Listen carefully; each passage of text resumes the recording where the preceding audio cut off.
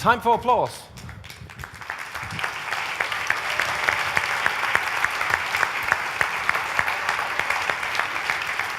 Thanks very much. What a surprise. It's crowded. Who could have thought about this one? Welcome to Media Convention 2016, and I think you're, as me, very much looking forward to our guests today. I'm sorry for all the people who are standing outside. We have a live stream. We had to close the doors because it's too packed, and I think this is because of our very special guests today. If there is no technical issues, and I'm very confident about this, we're going to talk to Edward Snowden from Russia, so in Russia.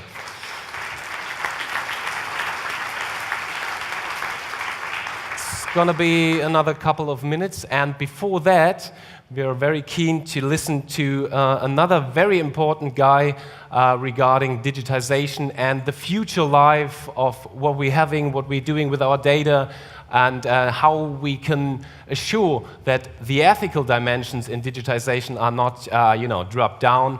And we want to talk about this one. He is the director of the Oxford Internet Institute. He is a professor of philosophy and ethics of information, which is an unusual case because there's too little people of this profession out there, I guess, and I'm very happy to have him here. So please welcome Professor Luciano Floridi.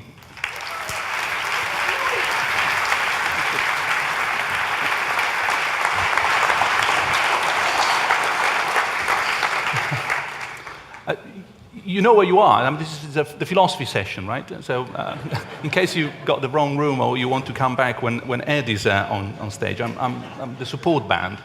So welcome to a moment of reflection. It's a great pleasure to be here.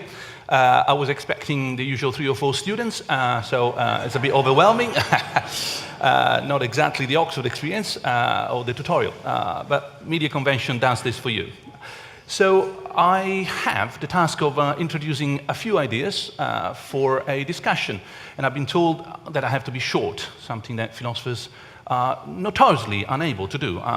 So if you see that I'm skipping through and I'm being superficial, blame the organizers, because I will have to be quick. Now, in order to be quick, this is probably the best way of representing our revolution, if that is shown to you as well, not just to me. That would be lovely. Technicians, help, because let me try. Yeah, there you are. Lovely. Apart from never trust technology, no matter what they tell you, so this is the symbol that I want to share with you of what has brought us here today. It's 4 arrows, and it's quite simple. I know you know, so this is just a summary to introduce a few ideas. So this is kind of a Mona Lisa of our age, is how much powerful computers have become. Of course, more and more, the arrow goes up. All that power has translated itself into millions of gadgets around us, and they are not intelligent, because last time I checked, my computer couldn't find the printer in the room, but they do things for us, instead of us, better than us sometimes. It's called the Internet of Things. I know you know. What you probably didn't know is that by the time I finish the sentence, we have produced 13 trillion transistors. That's a lot of transistors. They normally go into computers, but they also go into these things, which means that in a matter of decades, we will have tens of billions of gadgets talking to each other. Essentially, if you are from Mars and you want to know what communication looks like on this planet, well, the last thing you're really keen on is to interview a human being, because that's not what the massive amount of data is exchanged. It's all about machine to machine. So that's the 3rd arrow, how much these gadgets talk to each other. Essentially, we are, as you can tell from the blue line, a disappearing communication species on the planet. Now, I said 3 arrows up, lots of computational power, lots of gadgets, and guess what they do? They produce data. Not the usual and only cats on Facebook, but a lot of data that we want to mine. Now, the numbers there are a bit suspicious.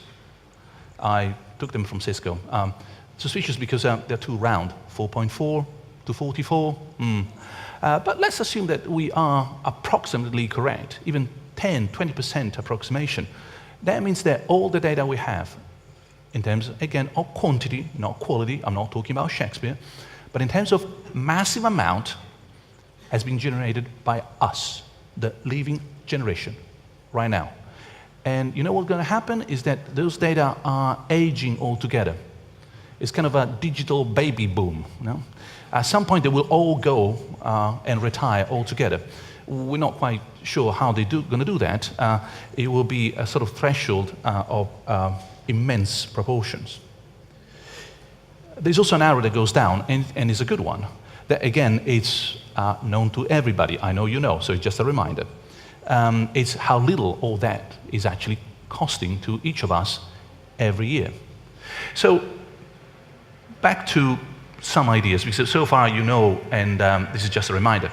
These 3 arrows up and that arrow down, that has generated a new sense of history, a new sense of space, and a new sense of identity. Who are we in the 21st century? And that's what I want to call your attention to. History.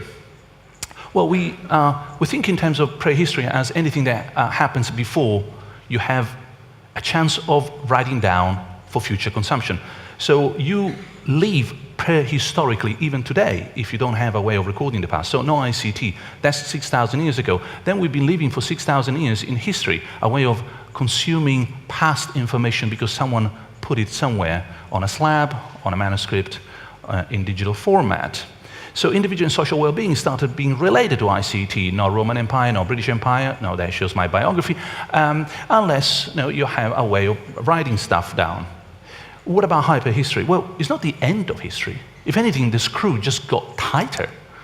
Not only we are related to ICT today, but Germany, for example, and the UK, is entirely dependent on ICT, which means that a place like this can be subject to a cyber attack, because the dependency is so high that that chair, the digital chair on which we sit, can be taken under our button.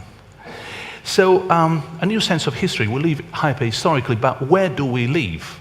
The new space in which we live is a kind of space made of information, an infosphere. What kind of infosphere are we talking about? I'm borrowing something from software and mechanical engineering here. They speak of an envelope when you're actually talking about that special space where the robot is successful. So think about it for a moment. What we are used to is to build a whole space around the simple abilities of a robot so that that robot can be successful. That's an envelope, the 3D space. But what we've been doing for decades has been enveloping our world to make sure that we never leave that particular space, that our gadgets are successful in that space. So this is the world in which we live. We live in a dishwasher, if you see what I mean. Basically, you build a whole space around the very simple abilities of that little thing. And if that were not the case, we would be just, whoa, the dish is in the house. This is what looks like a nightmare, something that does the dishes as I do. Not really, it's not going to work, not as far as we know. It will be too expensive, perhaps too difficult, but that's the world in which we are going to live. A robot that transforms the whole kitchen into an envelope so that the little envelope called the dishwasher can get the dishes inside. Because at the moment, I'm the interface, and I would like to disappear. So you can see that the gentleman in question is just looking at a robot cooking because that space is not for us, is not for him. It's just for the robot. That's the envelope. So hyperhistory infosphere, that means that grandma used to walk inside a computer, and software engineering was a screwdriver enterprise. Her daughter walked out of computer became something outside. Her granddaughter is back inside. We are back inside that particular envelope. And that's why, with the European Commission, we started talking about on-life experience. it makes no sense anymore to discuss whether you are online or offline. It's like asking whether the water is salty or sweet, where the river meets the sea. You must be from the wrong side of the divide. You must be from the 90s if you're asking whether you are online or offline, as my students tend to remind me. So I'm learning now, so you're on live, of course, and they get confused. So that's the space in which we live. And what kind of space is that? That is infosphere. Here I'm borrowing a famous metaphor from a famous Italian. He wrote a long time ago, Galileo, the book of nature is written in mathematical language. Now that's beautiful. So what happens to the digital then? What kind of relation do we have with this book of nature? We're not describing the world. We're not prescribing it with the digital. We're actually adding new pages. Next time you write that line of code, just remember that you are adding to the book of nature something that wasn't there before. So we are wrapping that book into a digital code, and we are expanding it with digits. I promise a few ideas. These are quite simple. Essentially two: hyperhistory, infosphere. What about us? There's always that moment when the teenager, that is humanity, asks, what about me? Me, I'm so important. So what about us, humans? Well, there are three revolutions that have been in line before. We were at the center of this beautiful space. We were at the center of the universe. Of course, Copernicus pushed us out of that. Then we retrenched, we put ourselves at the center of the biosphere. And of course, Darwin came, and at least on this side of the Atlantic, we think that that's done deal. Some Americans still have doubts. But then someone said, well, you thought that you could retrench into a mental space, a kind of Descartes, no, cogito ergo sum, I think therefore I am, transparent, like a box where you see exactly what all there is inside and what there isn't. Well, that box, if you read Descartes, is actually a basket. And when he compares ideas, he says, well, ideas like apples, some are good, some are bad. And I'm going to check every apple and throw them away if they're bad, keep them if they're good.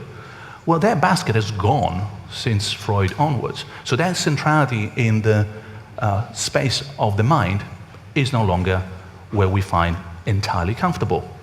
We did retrench a long time ago. We thought, oh, well, whatever, well, Copernicus, Darwin, Freud, bad news. But at least when it comes to chess, nobody's going to beat us. And let alone Go, which is even more complex than chess. Driving that car from here to there, landing that particular airplane, finding the best price for a fridge, organizing a little party through communication, exchanging, you got the story. I mean, it was a long time ago when Turing devised what we now call a Turing machine and therefore a computer. But basically, that's what he did to us. He moved us out of the infosphere, and not just the infosphere. I hope you're safe over there. So this infosphere in which we felt that we were so central, well, now we share it with not just animals, which of course don't play chess better than us, but with gadgets that do. And they also clean the floor better than us. In fact, they control the thermostat better than us. In fact, there is no limit to what they can do better than us, despite the fact that they have the intelligence of my grandmother's fridge. 0. So they are stupid like anything you can think of, like this chair or this glass of water, and yet they do things better than us. Isn't that disappointing? Like, oh, I thought it was so cool. So what about us then? How do we re-engage with the world in a way that is sort of centric, but not so centric? Well, here English helps. We need, forgive me for the philosophical terminology, we need an anthropo-eccentric perspective. We need to put ourselves at the periphery. We need to be the ones who care, not the ones someone or something cares for. And in order to care, well, we need to realize that we are nature's beautiful glitch. We shouldn't be here. It's quite clear. Obviously, we are an outlier in the development of this beautiful place called the universe. And for those of you who are slightly more techie, we're actually a non-fatal exception. Java, sort of. So somehow, the computer called the universe went bazunga, but we managed to survive so far. I mean, actually, the jury is still out, because if we manage to destroy this planet and us with it, the advantageous value of having a mind will surely disappear. So don't get too conceited. We are a beautiful glitch. We are a non-fatal exception. But as such, we surely want to consider ourselves not just 90% water, which we are. No, the difference between me and a jar of Nescafe is this much, no? And 90 liters, or 85, I hope. But we also are informational organisms. We live by information. Next time someone runs that thought experiment, another person reminding us of the physicality of the world. But next time someone asks you a question like, okay, you find yourself at the end of your life and you have only two alternatives. You can replace your body and keep your mind, or we can replace your mind and give you a wonderful body. I bet no one here will want to have the mind gone.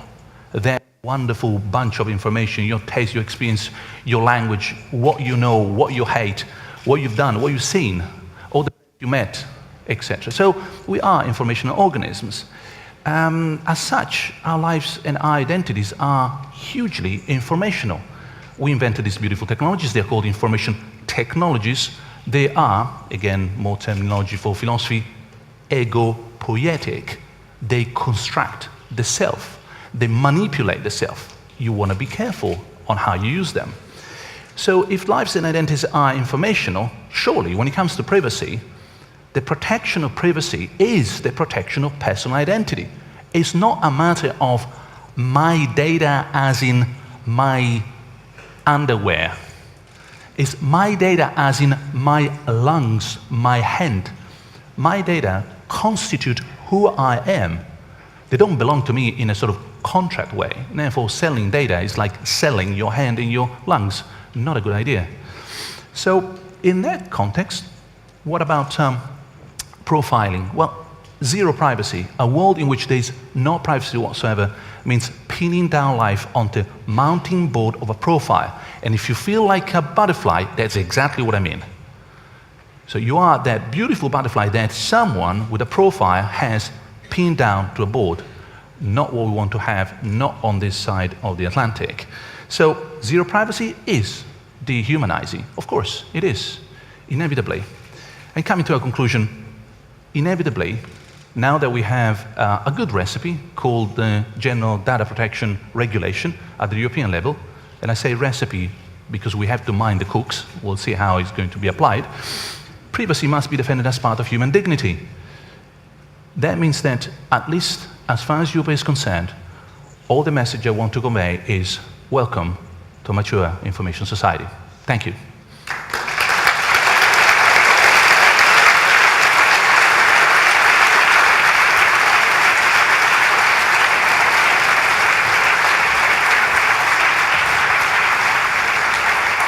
Luciano Floridi. Thanks very much for your visions. They told me I have to announce two more things. First of all, I've got to introduce myself. I'm Joe, by the way. Hi. And the other thing is, if you have need for translation, there's some devices over there for translation. So just grab one. Thanks very much for that. You said my data is my lung. Do you think, do you think every politician in the world is aware of that? Of course. Of course. What else politicians would be if not deep philosophers considering all the most difficult issues before taking decisions that affect millions of people? Of course. But just in case. Yeah,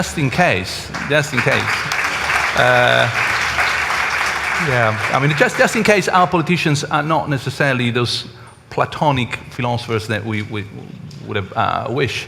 I think, to be frank, our politicians in Europe are getting the right ideas.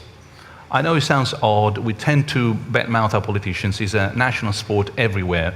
But actually, this idea of grounding privacy on human dignity is taking roots here. But you will become a member of the UK Data Ethics Council, right? Which comes very late, like Data Ethics Councils. There is not much of them, not many of them there, right? Yes, I mean, I think the UK is at the forefront in terms of being concerned about what's going to happen to our data. It might be because of the Turing legacy, give to Cambridge what belongs to Cambridge. But there's also, I think, a particular openness in terms of digital policies and open data that the UK has been at the forefront. So inevitably, ethics comes first. You said you're quite optimistic about what you just told us, which is going to be implemented in some legal ways, maybe. But on the other hand, if you look back maybe at nuclear energy, everybody was pushing the technology and pushing, but nobody cared about the waste, and now we have the problems. Don't you think that's the same thing happening again now? Yes. Yes. So I'm optimistic 4 days a week, okay? So the other 3, not so much. So on balance, I think that I'm optimistic about the opportunities that we have. So instead of talking about pessimism, I would rather talk about frustration. Because you can see the opportunities, you can see how we're not grabbing those opportunities, and you get frustrated because it is possible.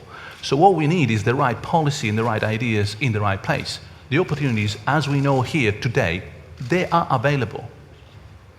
But we can talk about this. At the end of the day, some people have to do the right decisions, right?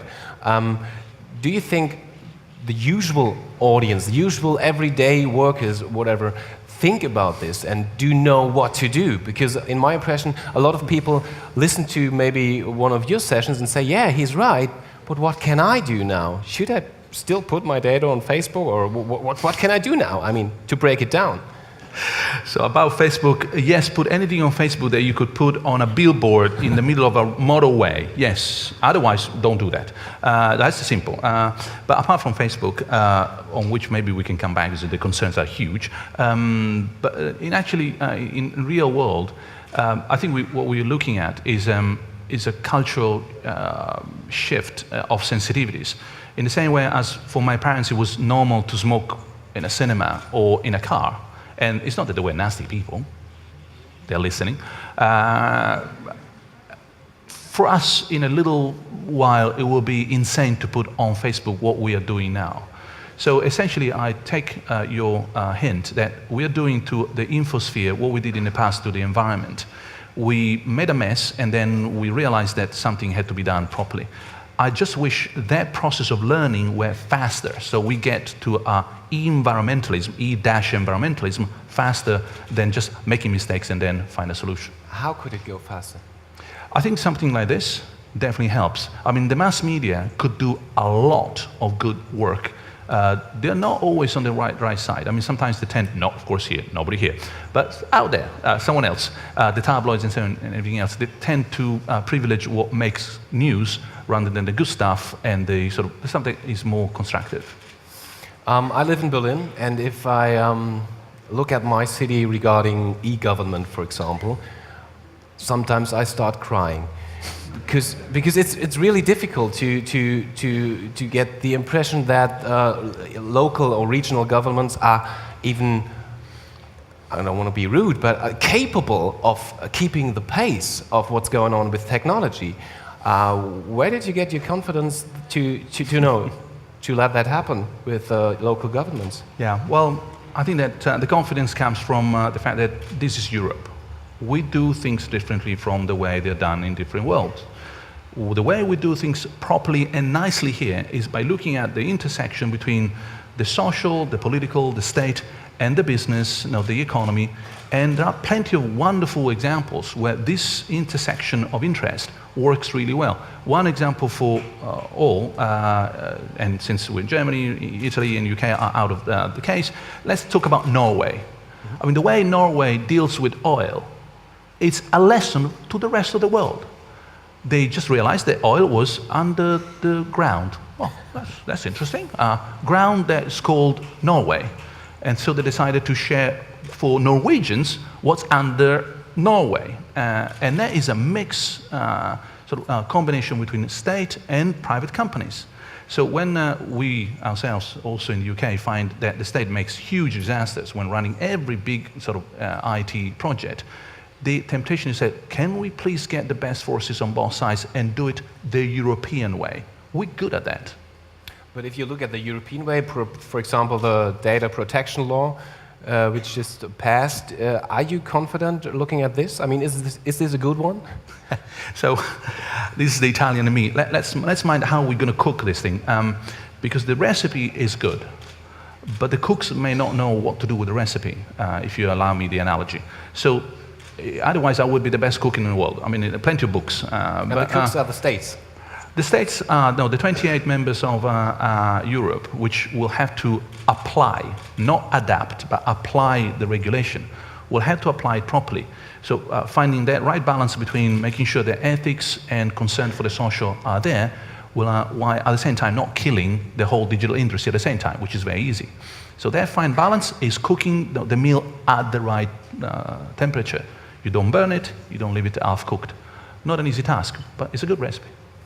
I think it's just about the time to look if there's anybody else who wants to join us in this conversation. Maybe I just give a call. Is there anybody giving me a sign?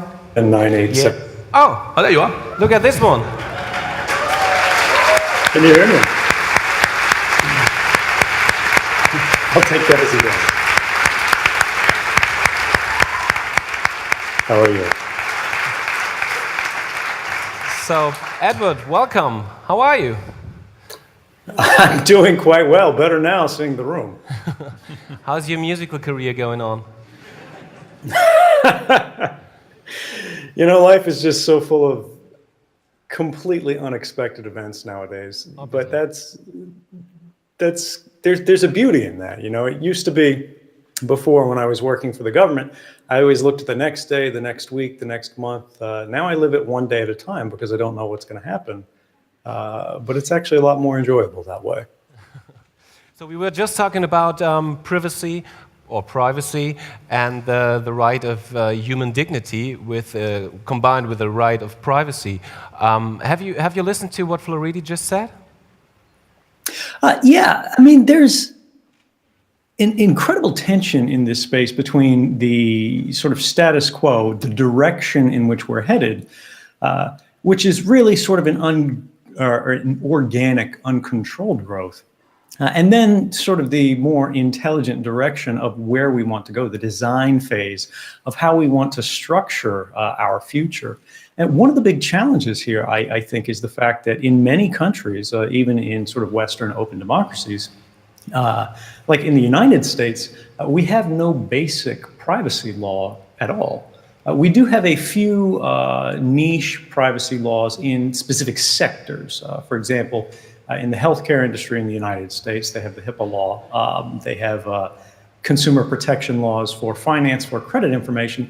But there's no basic thing that says, well, whenever you're handling anyone's private data, these are the basic standards you should use for sectioning this data, for quarantining this data, for controlling this data. These are the purposes for which it can be used. These are the things where you need customers' consent for this, that, or the other. And when we don't do that even in the corporate space, it becomes, I think, incredibly tempting, tantalizing for other powers, other institutions, whether they're centers of government, whether they're anywhere else, to go, well, this stuff, we can do anything we want with it, which might be exciting for innovating in a few spaces, and that's valuable. But at the same time, when these things have impacts on people's lives, and ultimately on the way that we connect with each other, the way that we interact with one another, it seems that we sort of broadly as a society should have some say in how it is that we want to live 10 or 15 years from now. You've been warning people not to share too much of their data, to be careful with their data. Do you think, are you confident that they took it to heart? Or in my impression, some of the people just don't care. Well, I don't think anybody doesn't care in the context that it's traditionally represented, which means that they don't see any value in their rights, they don't see any importance in their rights. Because, one of the common arguments here is that, if you don't have anything to hide, you don't have anything to fear, of course, echoing very authoritarian regimes in the past. But that's not really what privacy is about. Privacy isn't about something to hide. Privacy is about something to protect. That's yourself as an individual. That's the product of your intellect. That's your associations, your politics, everything that you care about, everything that you believe in, as you shape it within yourself and begin to selectively share it out to your peers. And ultimately, all of our other rights derive from that initial moment, that initial fountainhead of privacy. Because again, freedom of speech doesn't mean so much if you don't have the space, if you don't have the protected area to think about what it is that you really want to say. Same for freedom of religion. You have to be able to decide, free from outside influences, outside of social pressures, what it is that you truly believe. Of course, every journalist in the room would understand that the freedom of the press is not so useful if you don't have the confidentiality, the space, the privacy to actually speak with a source confidentially without them fearing retaliation and figure out what the truth of the matter that you want to write about actually is. So when they say, I don't really care about this, they're saying something very different, which is I don't feel personally threatened in this moment. But that's not really how rights work. Rights aren't just individual. Rights aren't just for me in this moment or you in that moment. They're collective. They're for all of us. And, saying that you don't care about a right because you are not using it right now means you don't care about the rights for everybody. You don't care about the rights of society for the minority groups, the truly vulnerable groups, the people who have different ideas, who actually do need these rights. Ultimately, when you say, I don't care about privacy because I have nothing to hide, that's no different than saying I don't care about freedom of speech because I have nothing to say. You might not right this instant, but this is the right that has to exist and protect for lifetimes. And if you don't protect it at all times, we won't have them at any time.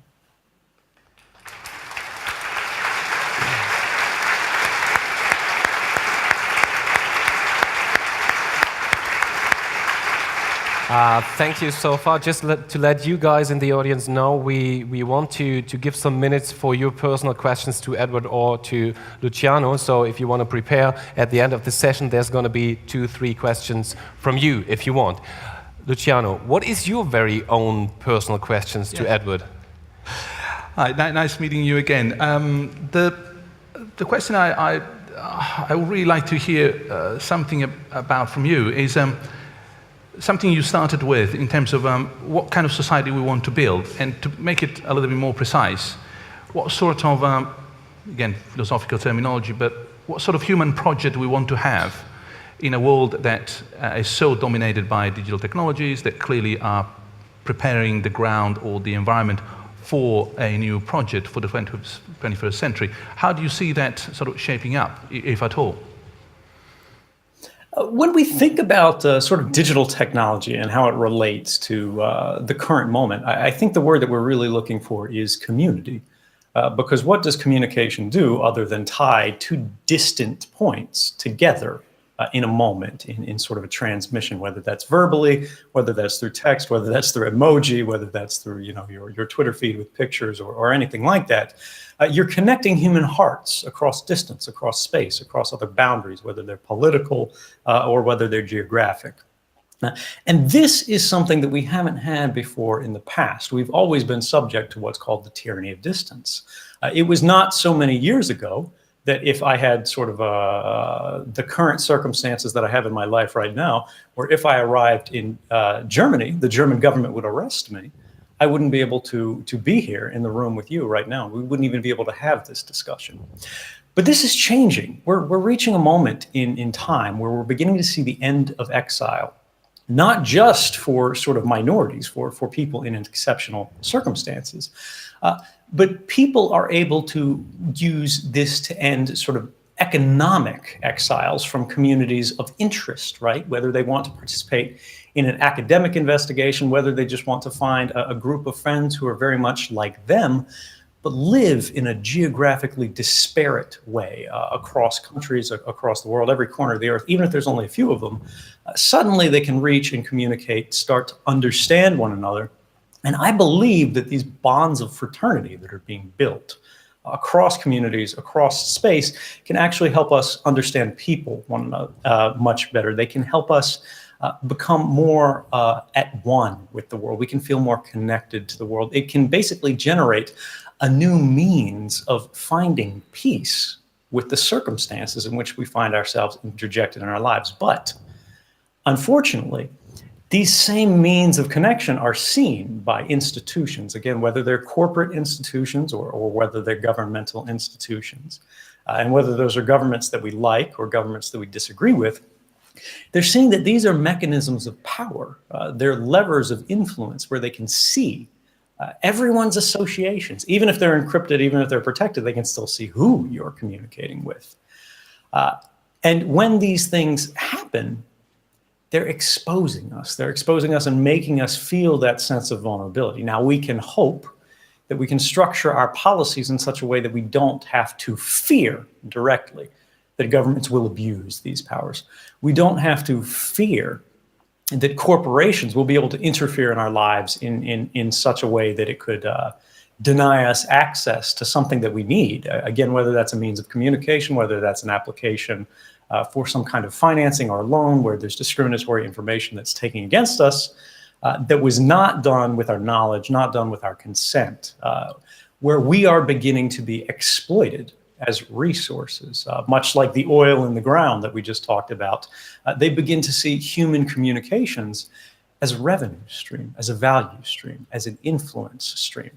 And this, I think, is really the central realization that we need to come to, is the fact that our communications are not always harmless, even if they seem to be that way. When you look at the government's own documents, when you look at the government's own statements, you see things like metadata, which are not the words that you write at all. They're not the things you say on a phone call. They're not what you put in an email.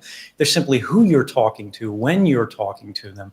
They're records of your activities without the details of your activities are actually used to kill people. You know, when we fire a missile at an individual, we don't know that there's an individual there.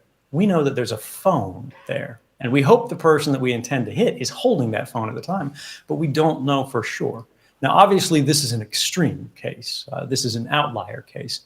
But these same systems of inference, rather than certainty, are increasingly driving the decision-making in powerful institutions. And that's something that very much I think we need to be directing.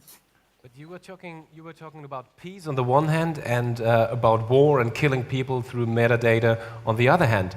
Are you optimistic or skeptical? I didn't get it.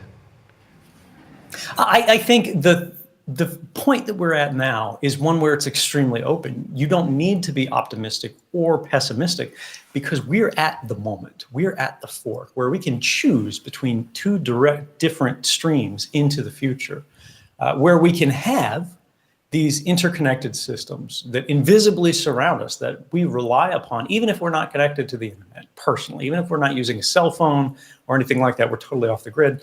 Our banking records transit over that, our hospital records, the government is sharing information, corporations are sharing information.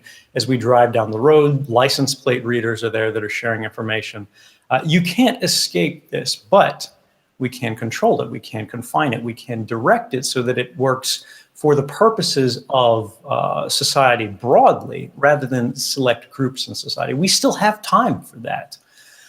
But on the other hand, if we don't begin to exert political influence in at least the broad context of rights, right? We don't need to regulate a particular technology. We don't need to regulate a particular service so much as we need to focus on where the boundaries of rights lie in this space, because that will ultimately solve that will answer those other questions about where we do things in a rights-preserving way rather than a way that undermines rights.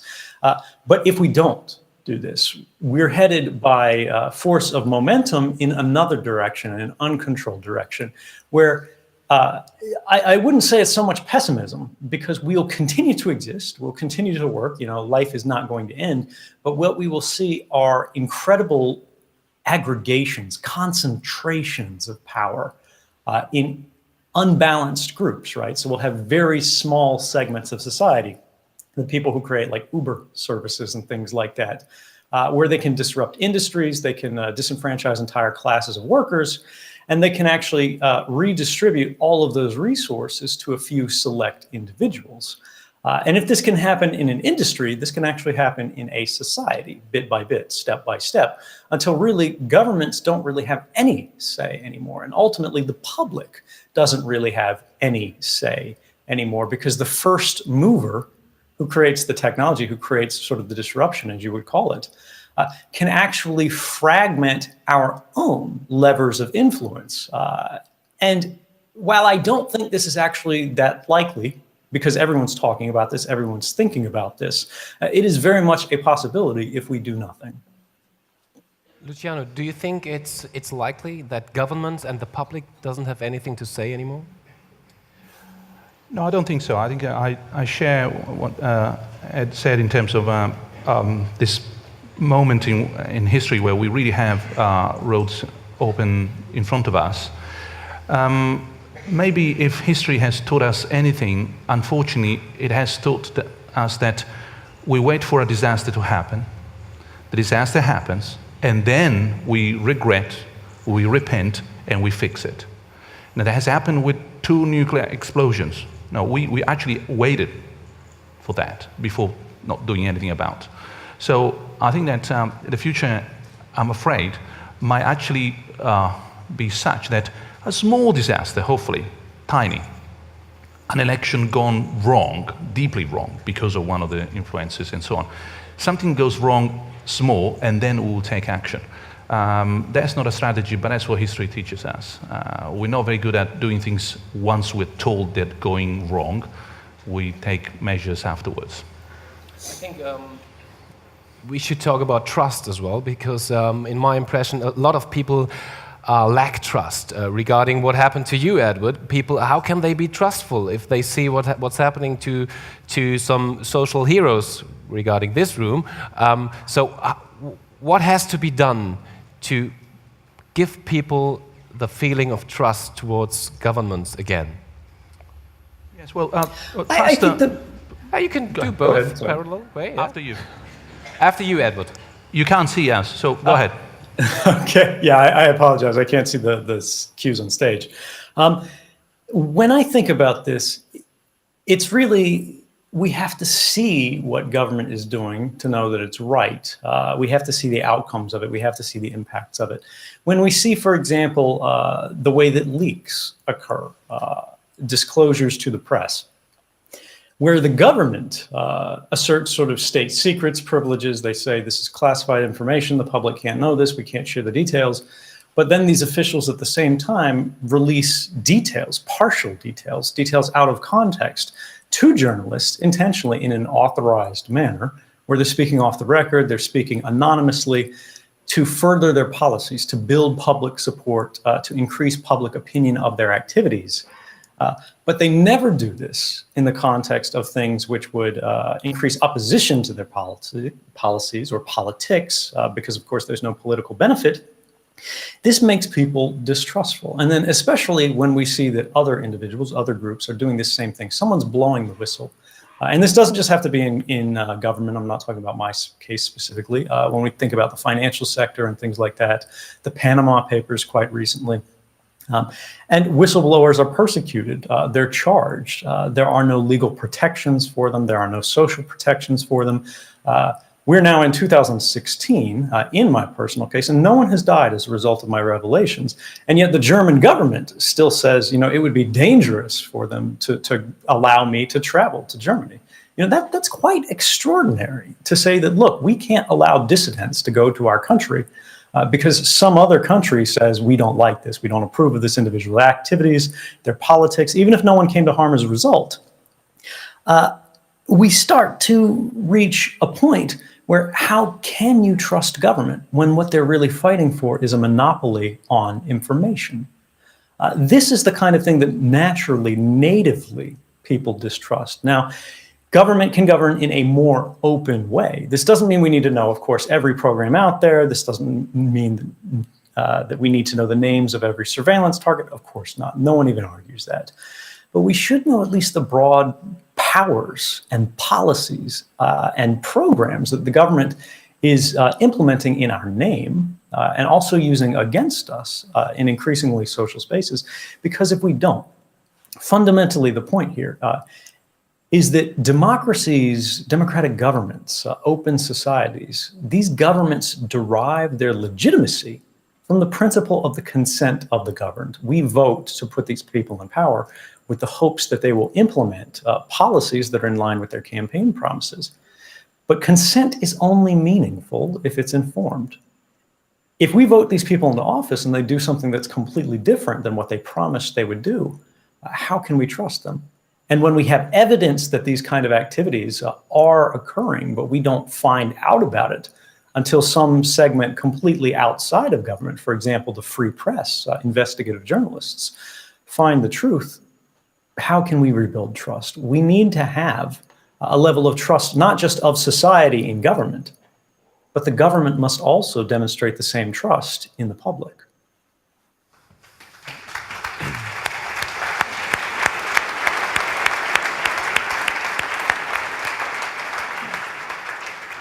Luciano, I think it's clear that we need trust from both sides, and it's clear that it's hard for people to trust a government if they see a lot of information was protected, and we need whistleblowers to disclose it.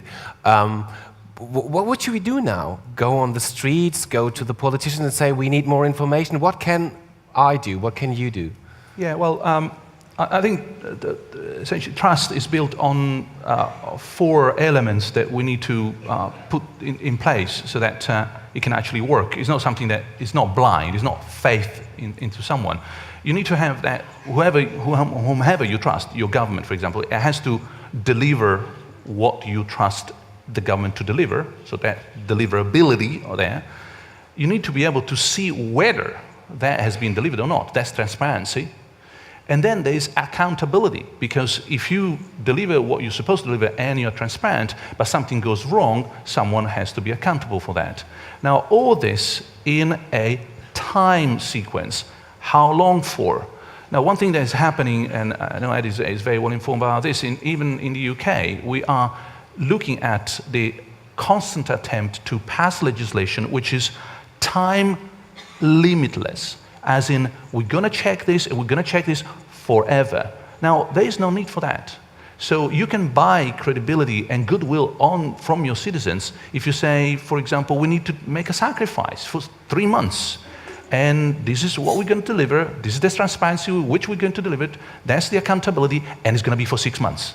Well, we can make sacrifice. We're ready, I think, we Europeans, we're ready to stick our neck out for the common good. But when we talk about privacy and say, well, no, sorry, all I can promise is the delivering, but you're not going to see how, I'm not going to be accountable, and no, let's not talk about time because this is endless. Well, then surely, we cannot be on board. So I think part of the trust relationship with our governments has to be rebuilt on these foundations. Are you mentioning Paris right now? Paris after the Paris attacks? Well, that's part of it. Brussels as well. How do we trust the institutions to do what is right to be done at this stage when they are not telling us how to be on board? At the end of the day, if it is a total fight against a particular enemy and we are told that this has to be done, that some sacrifices, tears and blood on our side has to be spent, well, we want to know what for, with what transparency, according to what rules, and how long for. But it can't be a blank check. It can't. So I'd like to take the chance for you guys to ask some questions. There is one guy. Okay, you're the first one. There's a microphone somewhere, and another 2 and 3. Okay, that's the first 3 and over there. So where's the microphones? Please, row 1. Yes, here. Just stand up if you want and tell us who you are and who you're asking. Thank you. Hi, name is Simon Schuster. I'm with Time Magazine. Thank you very much, Mr. Snowden, for joining us via video link. You suggested at the beginning of your remarks that your life had become somehow less predictable. You say you weren't sure what's going to happen day to day. Could you tell us a bit more about that? And is that because the situation in Russia for you has somehow changed? And also in your remarks you talked about the end of exile. When do you think we'll see the end of your exile? Under what circumstances? And why do you think Germany really has not agreed to give you asylum? Thanks. Right. So when we talk about the end of exile is what you're seeing right now. I mean, the fact that I am in the room with you, that we can have an open discussion, you can ask any question you want, indicates that these sort of old bad tools of political repression, where you could simply excise a voice from the conversation, are no longer quite as effective as they once were. Now, of course, I am still limited in the ways that I can engage. I'm on the screen, but I'm not in a chair. But technology is advancing quite quickly, particularly as we see things like 3D presence, virtual reality, and the advance of technology here. We can envision a world where rather than everyone coming to a conference hall, they're simply sitting in their living room, but they congregate in a virtual space. And at this point, there's no difference between an audience member who's sitting in a chair virtually from an office in Berlin or in someone who's doing it from Oslo or Helsinki or any other place. And as to Russia, I don't mean that my situation in Russia is less stable than it was before. It's that I don't have asylum in Russia. I haven't had asylum, I believe, ever, actually. I have a residence permit, right? Which is basically approved every 3 years, I believe. You know, I'm not a lawyer. I don't know the regulations that well. But the whole point here is Russia was never my final destination, and that hasn't changed. I intend to go back home to my country. The question is when that will happen. And we don't know, because the only demand that I've had since the beginning of this is for the United States government to allow a fair trial to occur, to say that I can make a public interest defense to the jury and tell them what happened, why I did it. They've refused to do that. They've said that while we can't promise you a fair trial, we will promise not to torture you. And while that is a start, I don't think that's where we should, as society, accept that's the only bar that the government should reach. So at the end of the day, you stick to Russia so far? It's not about sticking to Russia. I've actually applied for asylum in 21 different countries, many of which throughout Western Europe, including, of course, Germany, and they have yet to respond in an affirmative way. If you think that sort of me being out here in Russia in this limbo is not appropriate, I would encourage you to talk to your local government and ask them why not. I mean, we have the European Union, for example, who quite recently, I apologize, I'll have to look for this here because I don't want to cite it on my own. The European Parliament actually passed a resolution last year that said the charges against me are political in nature and should not be recognized within the boundaries of the European Union, that every member state should pass local legislation to grant protections to whistleblowers as a class, to me as well individually, that I should be provided an opportunity to seek asylum in Europe, and that the criminal charges from the United States should not be recognized on the basis of their political character. So it's not really me choosing Russia. Again, I was en route to Latin America when the United States government froze my passport transit. I was up in the air on an airplane. My passport was valid when I departed Hong Kong. Rather, we should ask, why is it that the United States government is working so hard to keep me in Russia? Okay, there's another question coming up from a guy called Richard. Sorry.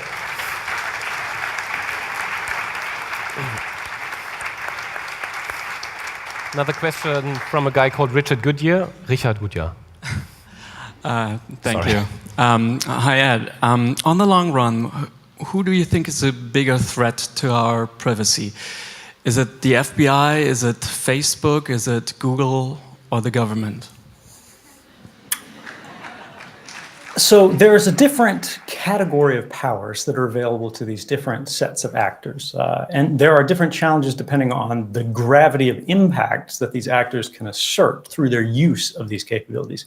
For example, I mean, Facebook, they can spy on you, they can change your ad preferences, they can sell and share information about you to other groups, which is quite dangerous, especially if they begin sharing it with more and more governments with fewer and fewer restrictions, which we have seen in many cases. Almost every major technology provider of services online today stores analytics data when you logged in, what you looked at, who your friends lists are, and everything like that. In many cases, your private messages. And they'll hand these to any government as long as they can stamp a court order. Now, we want them to be responsive to court orders in many cases, of course. This is proper and appropriate in many contexts because we need it for legitimate criminal investigations that are truly effective. However, there are many countries in the world that have courts. North Korea has courts, Syria has courts, Iran has courts, Russia has courts, China has courts, France, Germany, Latin America, any country, any region that you look at, they can all do the same thing, but they all have different standards. Now, what Facebook can't do is put you in prison directly. They can't say, you violated our terms of service, so we're going to aim a missile at you, at least yet. But this is, I would say, the category difference that makes abuse of these powers by governmental actors much more dangerous. But abuse by corporate actors, I would argue, is much more common. So we're making a category error. There's a false dichotomy when we try to choose between which of these is the greater threat. Instead, we should be focusing on policing both and ultimately looking for ways that we can enforce our rights through new means, such as science, technology, that are not reliant on trust, but instead we let math do the work for us. Thanks for that. And a third, I think I'd like to give the opportunity to a girl who's waving over there. Do you see her? Yeah. Just tell us who you are and who you're asking, please. The microphone is coming up. Yeah, it takes another half an hour. Here it is. Thanks.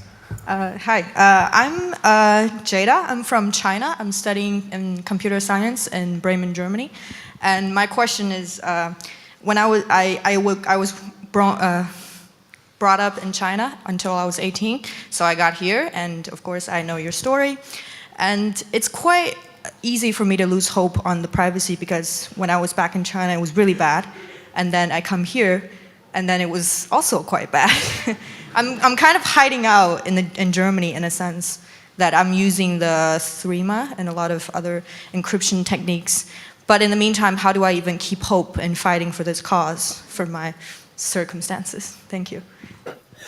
So this is a really good question, and it's one of the challenging questions because we don't have the tools yet. Again, as technology develops, as we find sort of more principles in science, there's always this first mover advantage where the people, the institutions that start experimenting with it first can really have the most impact by doing it.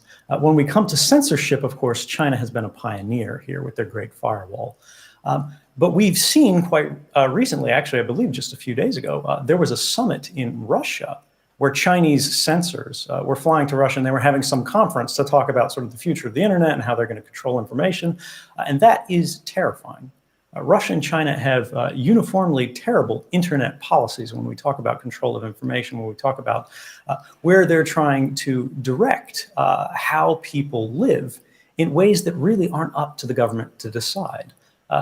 When the government starts shaping what the public can and can't know, what they're shaping in the second and third order effects are how people can and can't live, how they will and won't vote on the basis of the kind of information that's presented to them. Now, of course, these policies are the most obvious in these regions where they're doing it directly, but these aren't things that exist exclusively in what we would consider more authoritarian states. In the United States, in the United Kingdom, especially one of the partner agencies, this is a slide from the GCHQ, the British version of the NSA, they have a program that's not as well known as the other ones. It's called JTRIG. And JTRIG is specialized in doing what are called sort of dirty tricks online. How do you discredit people you don't agree with? Now, these aren't people who have been charged with a crime, much less people who have been convicted for a crime. But government agencies who have access to, of course, all of their information through these spy capabilities are going, how can we discredit individuals? How can we exploit the trust that's in society to make people who we believe are influential no longer be so influential? Can we do the same thing to a company? Can we destroy the company's reputation? And they have done these things. These aren't merely theoretical capabilities. These have been operationalized. We've seen that they're looking at the psychology. Again, this is the UK. We would consider this a Western liberal democracy, an open and free state. And they're going, what are the political thoughts? What are the psychological effects that bring groups together? And where are the tensions that we can use, that we can insert things to exploit, to pull them apart and make sure that a political movement fails? Now, we can imagine capabilities and targets where these things would be useful, and people might not disapprove of them. In fact, people might very excitedly approve of them. For example, we're talking about ISIS, the most extreme forms of Islamic radicalism, terrorism, whether it's from the Islamic State or whether it's, again, from any other nationalist movement. But what we have to think about in terms of actual principle is the fact when governments, whether it's in public broadly or in secret without our knowledge, begin putting their hands on the scales of public discourse, and they're doing that without the consent, and especially without the knowledge of the public, this is a very dangerous thing. This can lead us into that direction of the future we mentioned before, where government simply doesn't have so much influence as they used to have. We start to see the corporatization of interests, of services, of lifestyles, simply because people no longer feel that they can trust governments.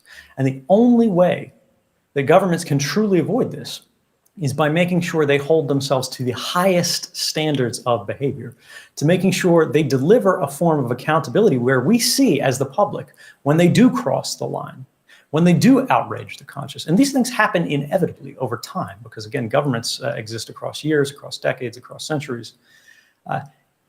If they don't hold themselves to a higher standard of behavior than we, sort of the powerless private citizens, are held to, how can we trust them when they're invested with the greatest powers, the greatest privileges, the greatest capabilities, and yet whenever they break the law, nothing happens to them?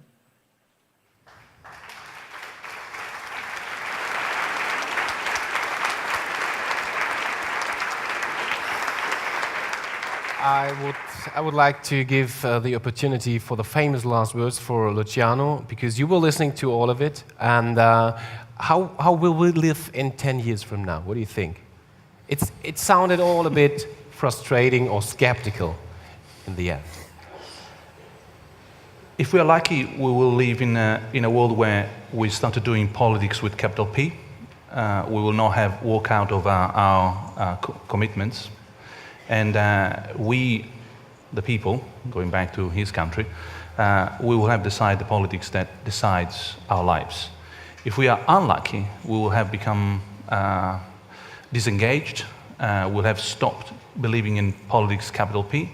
We'll think that our private little sphere is all that matters, and we'll have short-sightedly make a mess of our European project. I hope we will be lucky. So let's fight for them. Let's fight for it.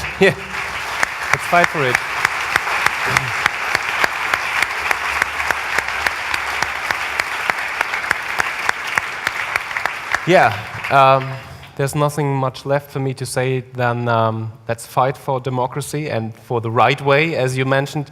Luciano Floridi and Edward Snowden, thank you very much.